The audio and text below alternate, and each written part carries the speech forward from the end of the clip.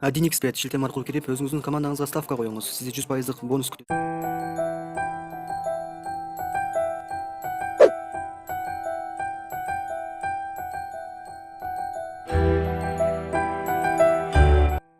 Саламатсыздарбы, Кыргыз Тайм каналынын көрүүчүлөрү? Бүгүн ата алыска кеткен даңазалуу хирург дарыгерлердин сап башы миңдеген бейтапка шыпаа берген ак халатчан Мамбет Мамакеев тууралуу сөз болмокчу. 17 баланын улуусу Мамбет Мамакеев 1927 жылы 1-октябрда Ысык Көл облусуна караштуу Ак Суу районундагы Кереге Таш айылында туулган. Ата-энеси 17 балалуу болуп, арасынан чарчап калгандары көп болгон. Мамакеев үйдүн тун баласы. Атасы Мамаке 93, апасы 85 жашында каза болгон. Мен ким элем, ким болдум? Өзүнүн эскерүүсүндө институтка келгенде бир да орусча сөз билчү эмес. Шаарга Жылаңайлак, Жылаңбаш келген. Окуудан кыйналган күндөрү Иса Ахунбаевке барып, кетсекпи, эч нерсе түшүнгөн жокпуз. Кыйналып кеттик десе, ал чыдагыла, кыргыздан кадыр жок деп окуусун улантууга көндүргөн. Бүткүчө кыйналып, күн-түн дебей окуп берген, тапшырманын маанисин түшүнбөй, ырча жаттап айтып берген күндөрдү көп болгон.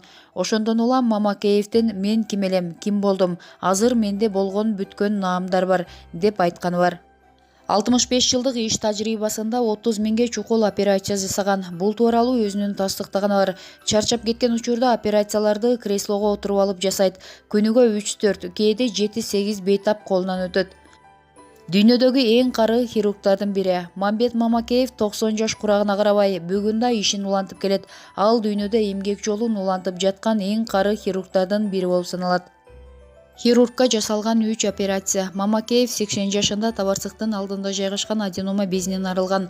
11 жыл мурда көзүнүн агарып кеткен хрусталин алмаштырган. Ал эми 1,5 жыл мурда Германияга барып, жүрөктүн чоң кан тамыры толтонуу жасатып келген. Кызыгы көп Мамбет ага. Компьютерди такыр колдонуп көргөн эмес, уюлдук телефону бар, бирок көп пайдаланбайт. Жаш кезинде күрөштөргө катышып, улакка түшкөн. Кросс боюнча алтын медали бар. Фрунзеге жаңы келгенде бокс секциясына барып, жүрүп колун чыгарып алып таштап койгон. Институтту бүтөр замат кемпири Сокенге баш кошкон. 2 уулу бар. Алар атасынын жолун жолдогон. Экинчи уулу Канат Мамакеев 3 жылдан бери атасынын ордунда жетекчи. Көптөгөн мамлекеттик сыйлык жана наамдардын ээси. 2004-жылы Кыргыз Республикасынын баатыры наамы ыйгарылган. СССРдин Жогорку кеңешинин 4-чакырылышынын, Кыргыз Республикасынын Жогорку кеңешинин 2-чакырылышынын депутаты, Кыргыз Республикасынын хирургиялык коомдор ассоциациясынын президенти. Мамакеев 200дөн ашык илимий эмгектердин автору, илимдин 15 докторун, 26 кандидатын тарбиялаган. Негизги илимий эмгектери өт ооруларын дарылоо, өттөгү ташты хирургиялык жол менен алуу, ошондой эле бейтаптарга хирургиялык шашылыш жардам көрсөтүүгө арналган. Каарманыбыз энемди бир күн дагы эстебей койбойм дейт. Өзү 90 жашка чамалап калса да, жумушу ары түйшүктүү, ары жоопкерчиликтүү. Анан энесин күнүгө ойлойбу, ойлогонго убактысы жетеби деп таң калдык. Медицина илимдеринин доктору, профессор, улуттук хирургиялык борбордун директору Мамбет Мамакеев энеси тууралуу эскерип кетти. Энем 17 бала төрөгөн. Энемдин кайтыш болгонуна 36 жыл болду. Ушул убакытта энемдин баркын, баасын терең түшүндүм. Сагындым дагы. Ал кичине бойлуу, жоош, сыпайы, оозунан бир да жаман сөз чыкпаган адам эле. Анан чыдамкайлыгы жанда жок болчу. Эмне деген гана азап, тозокту, кордукту көрбөдү. Бирок кың дегенин эч уккан жокмун.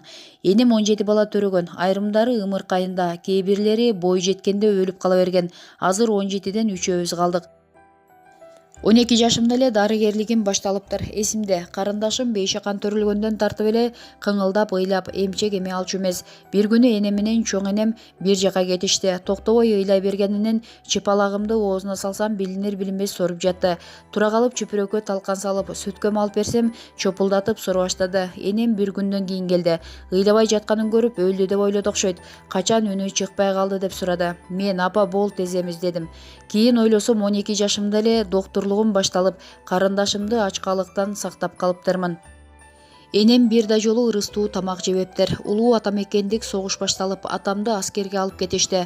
Атамды узатканы жөө жалаңдап энем. Атамдын карындашы Уулкан эже үчөөбүз Ак суунун Кереге ташынан Караколго бардык. Боздо ыйлап узатып кала бердик. Пакистандан Айылга чейин 20 чакырым болушу керек. Энем кыйналып араң эле басып келе жатканын билгизбегени менен сезип жаттым. Бир убакта карасам буту шишип кетиптир. Иним Абдылда боюнда бар эле.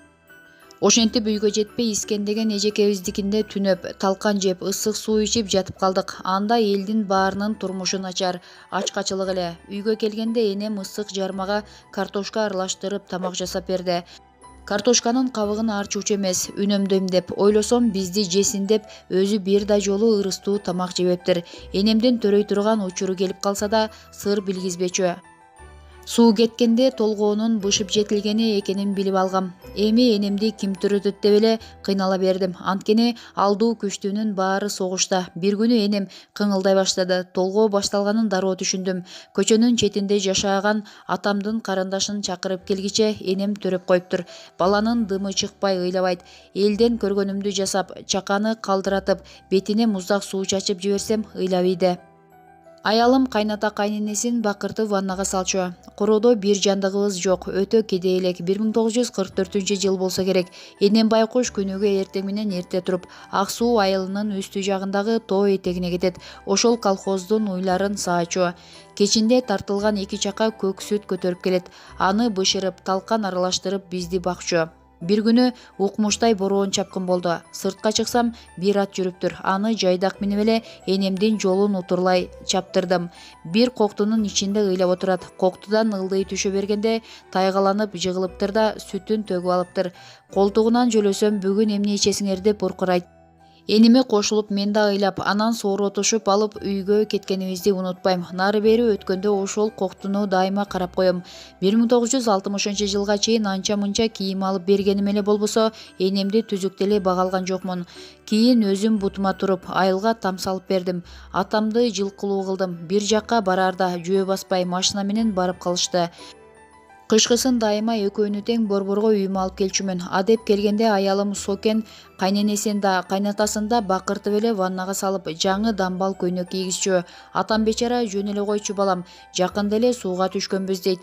Түшпөгөнүн билип турам да, айылда мончо эмес, ысык суу жок. Сокендин ою деле билип турам. Кайненеси менен кайнатасын тазалайын дегенде эле ою болбосо керек. Бит сити болсо жукпасын, үйгө жайылып кетпесин дечү болуш керек. Бир жолу атам экөөбүз ичибизге 100 грамм киргенден кийин эркекче сүйлөштүк. Ата, сиз шаарга такай тура албай, айылга кетем дей бересиз. Энемди колума алайын, сиз башка кемпир алыңыз дедим. А дегенде уятко, карыганда мага ким тиймек эле деп каршы болду. Аял табуу жагын мага кой десем макул болгонсуду. Ошентип мен атама кемпир издей баштадым. Орто жаштагы кебетеси түзүк аял таап, ал макул болду. Атамды жасантып, күйөөлөп барабыз десем, так секирип эле каршы чыкты. Макул болбодуң беле десем, эниң уруксат бербей койду дегенде селдейип туруп калдым. Өзүмдүн акмакчылыгымды ошондо сездим. Бул жөнүндө энеме бир ооз айтпаптырмын. Атам өзү айтыптыр да, энем алып эле көр дептир. Ошону менен бул теманы экинчи козгогон жокмун. Түкүрүп койчу деп суусун ала чуркаган энем жок. Энем 83 жашын жашап жатканда эмнегедир тамакты жакшы ичпей калды. Дароо эле билдим. Эртеси өзүмдүн ооруканыма жаткырып текшердик. Андан кийин ашказанына операция жасап, түтүк кийирип, ошол аркылуу тамак бере баштадык. Алы кетип арыктагандан арыктады. Бир күнү түнкү сменделем. Аялым тез кел, энем кыйналып жатат деп калды. Чуркап барсам деми кысылып, дем ала албай жатыптыр. Көтөрүп балконго алып чыгып, кислород менен дем алдырдым. Атаңды чакырт дегенинен чакыртсам, эртеси эле жетип келди. Атам келгенден кийин эле үзүлдү. Ошондо өзүмө, врач кесибиме таарындым. Энемди сактай албаганыма кейидим. Эчен өмүрлөрдү сактап, мага өмүр берген энемди сактай албай мөгдөп калдым. Айылга барганымда энем дайыма бир чыны суусун алып чыгып, түкүрүп койчу деп башымдан тегеретип, чынысын эшиктин алдына көмкөрүп койчу. Акыркы жолу койчу эне, болбогон нерсеңди десем, болбой артымдан ээрчип келип түкүрткөн эле. Кийинки жылы энем өлгөндөн кийин барсам, короодо кыбыр эткен бир киши жок. Чынысын көтөрүп, алдымдан чыккан энем жок. Заманам куурулду, көзүмө жаш айланды. Сарайдын артына барып, бир бакырып ыйлап алып, эс алдым. Көрсө энедей сени күткөн адам болбойт экен. Далкар хирург иш учурундагы кызыктуу, жан кейтерлик, таң калыштуу окуялар туурасында айтып берди. Көбүнчө кандай операцияларга ыктап калдыңыз? Баарын жасайм. Тез аранын ичинде операция боло турган оорулуунун баарын ушул жерге алып келишет. Мындайда эч бир дары-дармек жардам бере албайт. Сокур ичеги болуп, өтү жарылып, ашказан жарасы кыйнап, ичегиси түйүлүп, заарасы буулуп, бычак сайылып, тыбырап ооруп келгендер түшөт. Бизде 5 мүнөт кечиксең адам өлүп калат. Анан тез жардам менен келгендерди көрүп операция жасаш керек экендигиңди айтсаң өмүрү бычак тийбеген денемди соесуңарбы деп жаман көрүшөт. Биз менен айтышып жатып өздөрү да убакытты созуп жиберишет. Анан өмүрдү сактап калуу кыйынга турат. Бул түшүнүктү жок кыла албай койдук. Илгери врачтар менен бейтапканалар аз дечүбүз. Азыр Кудайга шүгүр, бирок жанагы түшүнүк ошол боюнча жашап келе жатат. Операция учурундагы окуялар тууралуу айта кетсеңиз, алгачкы жолу жасаган операцияңыз эсиңиздеби? Окууну бүткөндөн кийин ушул клиникага калдым. 2-3 жылга чейин өз алдымча операция жасатышкан жок. Анан профессор бир күнү эртең грыжа менен сокур ичегини жасайсың деди. Мен бир шарт койдум. Ассистент катары мага эч нерсени айтып бербеңиз. Эгер бир жеринен жаңылсам, ошол замат сизге өткөрүп берем дедим. Макул деди. Таң аткыча сарсанаа болгону менен эртеси ийгиликтүү жасадым. Профессор Мамакеева уже можно деп кийинкилерине уруксат берди. Менин тарыхым чоң. Институтка келгенде да, нет деген сөздү билчү эмесмин. Алыскы Кыргыз айылында чоңойдум. Бир орус көргөн жокпуз. Орус тил мугалими да болгон эмес. Шаарга жыңайлак, жылаңбаш болуп келдим. Китеп, карандаш деген жок. Эптеп эле каттанып келгенбиз. Институтта 2 ай отуруп эч нерсе түшүнгөн жокпуз. 2 айда 150 бала чогулса, кайра 2 ай өткөндө 100ү жоголуп качып кетти. Мен Иса Ахунбаевга барып, биз да кетсекпи, эч нерсе түшүнгөн жокпуз, кыйналып кеттик десем, ал чыдагыла, кыргыздан кадыр жок деп көндүрдү. Бүткүчө кыйналдык. Күнү түнү дебей окуп берген тапшырманын маанисин түшүнбөй, ырча жаттап айтып берчүбүз. Мен ар дайым балдарыма адам жеңбей турчу эч нерсе жок деп айтам. Өзүмө мен ким элем, ким болдум деп калам. Азыр менде болгон бүткөн наамдар бар. Адам болбойт деп келип жашап кеткендер көп болсо керек. Көп жыл мурун 35 жаштагы немис аял келди. Күйөөсү менен ажырашыптыр. Бир баласы бар экен. Анысы жарашалы деп кайра-кайра келип жүрчү экен. Таң атканча күйөөсү эшикте күтүп отуруп, эртең менен аялын кармап алып 11 жерине бычак менен саят. Аял өлдүм го деп мылтык менен өзүн өзү оозга атат. Эми келгенде өтө коркунучтуу болчу. Ошол аял айыгып кетти. Бир жолу өлү аялды милициялар алып келишти. Бычак менен шылый тартканда ичегисинин баары сыртка чубалып чыгыптыр. Жыгылганда бир топ чубалып, анысын көйнөгүнө ороп алып келишти. Тиги аял өзү ырсайып күлүп коет. Мас экен. Арак адамга наркоздук абал берип коет. Оору шок болуу деген болбойт. Милиция бул бандитти көптөн бери артынан аңдып жүргөнбүз дешти. Көрсө үчлөлүү бири-бири менен акчаны бөлүшө албай, чатакташа кетип, тигинин ичин жарып салыптыр. Ичегиси бүт топурак болгон. Анан жуубадымбы кадимкидей. Эртеси палатага кирсем жок. Медайымдан качан өлдү десем, жаңы эле жаткан дейт. Чуркап чыксам, терезеде өлүлөр менен сүйлөшүп жатыптыр. 10 күндөн кийин чыгып кетти.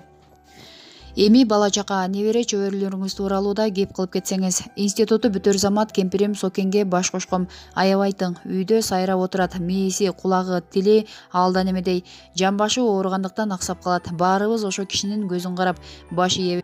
2 уулум бар. Бирөө 57 жашта, илимдин кандидаты, мени менен иштейт. Андан 2 небере, 2 чөбөрөм бар. Экинчи уулум Канат, 50 жашта. 2 жылдан бери менин ордумда жетекчи. Анын 4 баласы бар.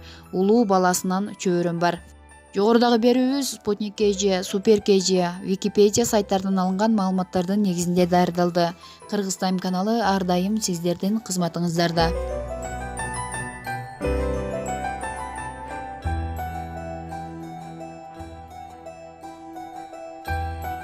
Ушуну менен биздин видео соңуна чыкты достор. Эгерде видео жаккан болсо лайк басып, каналга жазылып, аталган видео боюнча өз ой пикириңизди комментарийге калтырганды унутпаңыздар.